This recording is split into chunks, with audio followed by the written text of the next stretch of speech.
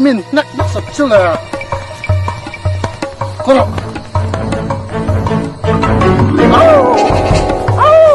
in hiri man yo min tek le la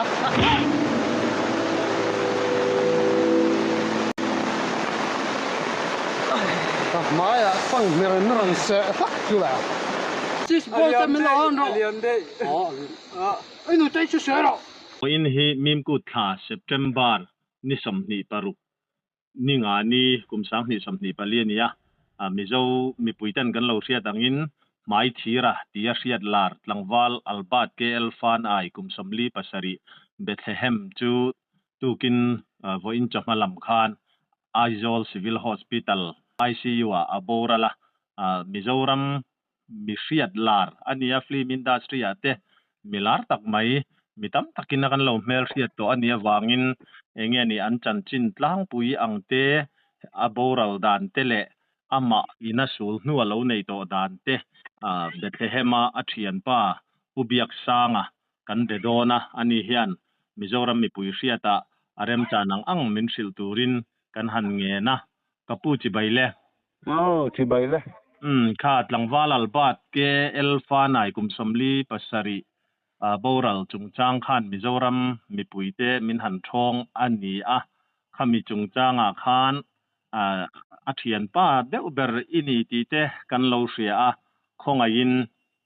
achan chin tlang puyang chi Zoram mi pui ria ta han tar lan tul om ang chi a kha a che pakain kan ti don nge ni a chin chuak deuh khan min han thil theila kan han duwa atula ni le zona a omani chuan kan thu soikar laka te kanin potchat anga ala nia hai bat pui hi thian pa dia nau ena kan en hi nia sang zakwa som kwa pa ni borvel ni ta in ka sia Bethema anon lu a hi chu ta panga hanin sia a miron bel ve de hian nia khotlang a te le KTP a ten de po hian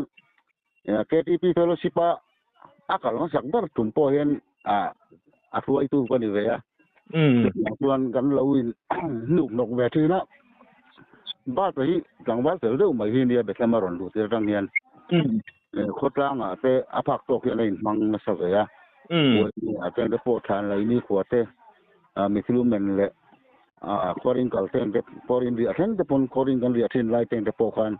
kang wa to mai ta ki ani ve a ama hi kom me mai siam thu du piam do tak hi ani a ke nen tak pe jon kan han in siam na sa thina ven chu nga ei social media te tu lai siam te ma kan son rela WhatsApp te an om nu phei jon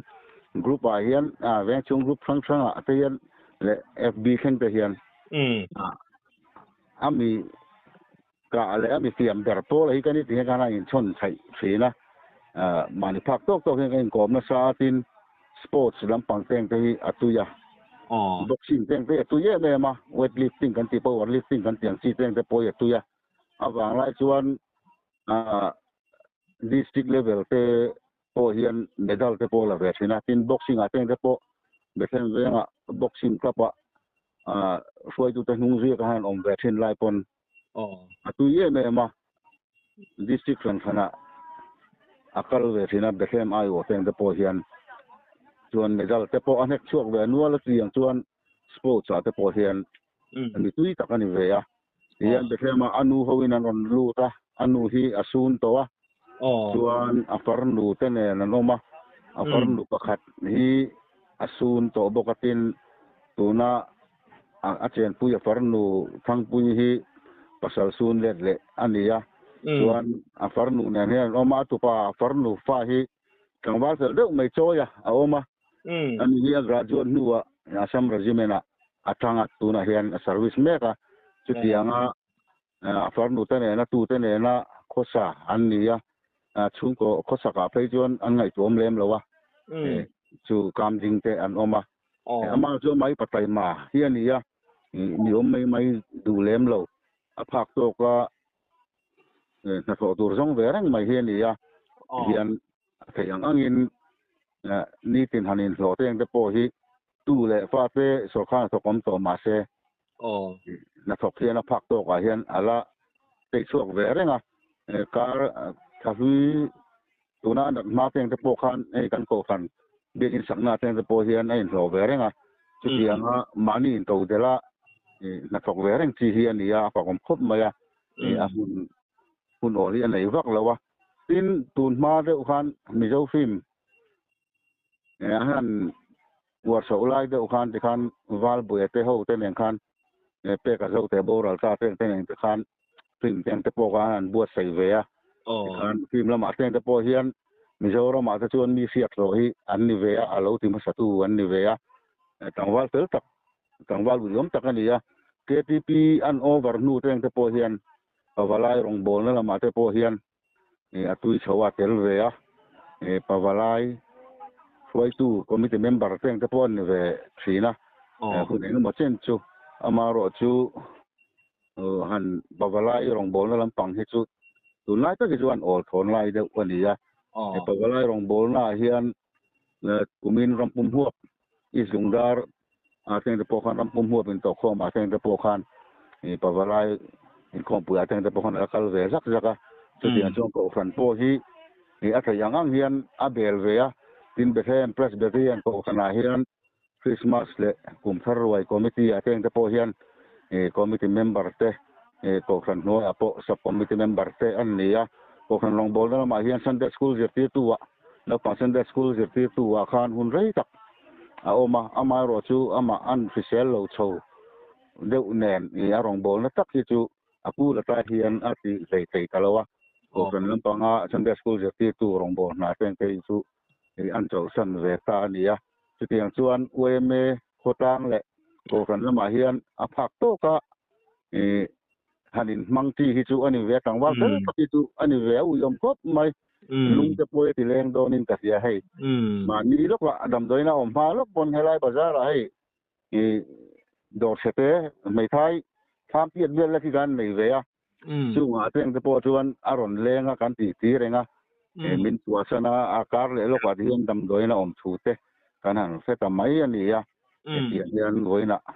un lo takin miang kalsan ta chu ani a au yom do khop mai lung te po ti leng do na ni khai kha ani khop mai tia mai thi ra tia van tlang ina kan lo siat lar rampum huwa pa kan lo siat lar pia lama khan khotlang le ko ran khang lai veng tan po mi tang kai le uyom tak mai ani ti kha kan han ria ni a thin lung takin kan ui tak me mewa anat da na kha enge rang chi deu em ni anat da na hi chu kalau chiam chia lo kai po hian veng khata om mani la e zon na ten an lo wang hian an in muran thai lawa dam doina zan hian minon filat chu chuan dam doina lu hian a si wa hian a lu ngal mai ni in la langa mi atira chuan thina luak khan an tia amai ro chu internal bleeding ni lovin mi a chokong vel ulcer na salutuk kha apum thalo han luaka khan bleed kha lo om ve dewa long bleed kha lo nia ti ro chuan a thin lampanga a lo thawak lo nen septicemia te lo nia a ti chan tak berai chu septicemia hi ani tak melani hi septicemia kha ni darlan dan kha nia voin ni somni parukania chu midam doina lu hun bor vela kha kan the theyem kar masale lampang khan yang cholkar ni vel zet mo elare ma khan cholkar khat le klem khat o ma chuan elare ma tang khan civil hospital ICU khan in son phei le ta mo andam doina lu tang chuan abiak kan beto lo phim phima kan va to po hian ti khan na te na so tan lo jackson wang khan mai biak le te lo ICU alu tanga abora thleng hian ICU hun mang ta ni ber chu ma biak le thei lawin tong te kha chu an fria ni min pia teng te po khan a tornu thang pui kan phone kha chuan akang viawa atia ventilator teng te po kha anan phela kan tong te po a fria ni om jakani amaro chu ni min jing lama khan ni min pia tanga a khosik lo om le nen khan te min liam le de u sa ventilator te anan pe chole a voin hi kan thleng ta ni hi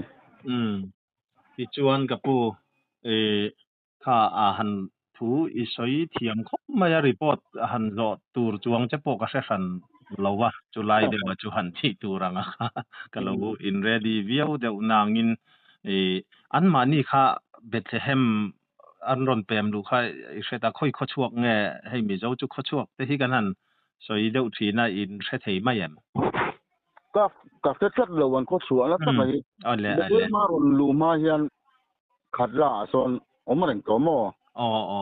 khat la tanga be se ma ron lu thiên ne som ko pa ni bo so vel kha ni ta tia an ni tak chu ale iti chuan zan ina tlai var pui lu men ani anga ti ro chuan nak tu chun dareng za tang e dar som pa ni a hian be them branch way me hola ui an liang ole ha report fel fai thatak mai in zoram mi pui ria turin min han pe a kan lom khop mai a kalaya khan an hu khar nan han soi mai palenge mo enge mo han ti rik du sim sim te ineem nei khan em lo na atok ni khat lekin hei nia tangwal albat kel fanai mi tam tak zon mai thi ra hen ti mai thina ke ni chuan bat pui ti hi rian kan ko wa kan chan ta nia awiyom don khop maya kan soita kan khan tangwal kom nuam fiam thulu fiam dol ania an fiam kan fiam na savio thin takna ai fiam bor thin takna ma se fiam hian a thin rim ve ngai lo wa ani pon fiam thu aduang bok hian fiam adola chu tiang taka mien ton tlak chuan ni voina kan cha na hi kan chan na sakop main ka se a tunlai thalai ko vel ten Mizoram film industry apo asu sutu te an lo ni ya in sports lama te po mien ton tlak tak an wang lai chuan mi sum thei chu tiang mi chu kan su na ni ya Mizoram mi puin a ulom khop mai ti hi kan soi le do ni ole kan lom le tu ke o kha income na hun thatak mai min lo siam saka ke ko lom e ole khati zong kha pu biak sanga mai thira tia Mizoram mi puin kan riat lar albat ke elfanai boral chungchanga ama lokai ruai thin tu Bethlehem mi kan biak na ani kan ngai thak tak ang khan Mizoram mi puiten mi uiom tak mai kan chan ani van duaina tok lusun ko har chung te kan channel chuan thin lung takin kan tor pui tak meu mewa akal santak zong zong te pathian in vengin nompuin thamuan se ti in